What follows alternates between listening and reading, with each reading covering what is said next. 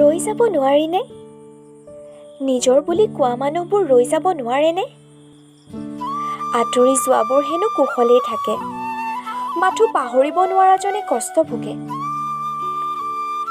অভ্যাস হেনো এদিনতে নহয়, পিছে অভ্যস্ত হৈ পৰিলে বহু কথাই সলনি হ'ব ধৰে। উশাহ হৈ বিয়পা প্ৰেমবোৰ এদিন মৃত সুঁতিলৈ ৰূপান্তৰিত হয়। পিছে এৰা সুঁতিৰ দুখ কোনে অনুভৱ কৰে? চৰ্ত আৰু চুক্তি ভালপোৱা হ'ব নোৱাৰে। উৰিব নিশিকাকৈ জীৱন কোনে উপভোগ কৰে? Sorry, life is just a part of life, not the whole life. জীৱনক লৈ ভাগৰুৱাজনে উৰে নিশা সাৰে থাকিব পাৰে, কিন্তু প্ৰেমে ভাঙি নাযায় তেওঁলোকক। তাত মই হেৰামেই বা কিয়, য'ত মোৰ কোনো অস্তিত্ব নাথাকে? জীৱনক ভালপোৱাজনে নিজক কেতিয়াও শেষ কৰিব নোৱাৰে। সলনি অকল সময় নহয়, মানুহো হয়। শৈশৱত যিজাক বৰষুণলৈ আকুলতাৰে ৰৈ আছিলোঁ, সেই বৰষুণজাক অহা দেখি বেয়া লাগোতেই বুজিছিলোঁ পৰিৱৰ্তনখিনি।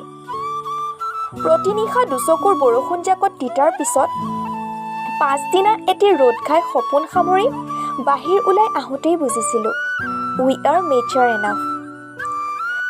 কিবা এটা লাগে বুলি কোৱাৰ লগে লগে নাপালে অভিমান কৰাৰ সলনি এতিয়া প্ৰয়োজনীয় বস্তুটোৰ অভাৱ হোৱাৰ পাছতো নালাগে বুলি ক'ব শিকি গ'লোঁ। বিশেষজন আঁতৰি যোৱাৰ পাছতো নিজক চম্ভালি ল'ব শিকোঁতে ভাবিছিলোঁ, জীৱনহে বুজাবুজি কৰিবই লাগিব। ভাগৰুৱা হৈও যে ভাল দিনৰ আশাত থাকোঁ, তেতিয়াই বুজোঁ জীৱনটো সঁচাই ধুনীয়া হ'ব পাৰে, যদিহে বিচৰা সকলো বস্তু নাপাওঁ বুলি নিজকে বুজাই ল'ব পাৰোঁ। জীৱনহে এনেকৈ চলি যাব। নিজক ভালপোৱাজনে নিজৰ ইচ্ছা অনুসৰি জীৱনটো সজাই ল'ব পাৰে। বিনা স্বাৰ্থত আমাৰ কাষত থকাজন সঁচাই বিশেষ। ৰৈ যাওকচোন আপোন বুলি কোৱা প্ৰতিজন মানুহ, জীৱনটো ধেমালি হৈ ৰৈ যোৱাৰ আগত ভাল সময়বোৰ জীপাল হোৱাকৈ।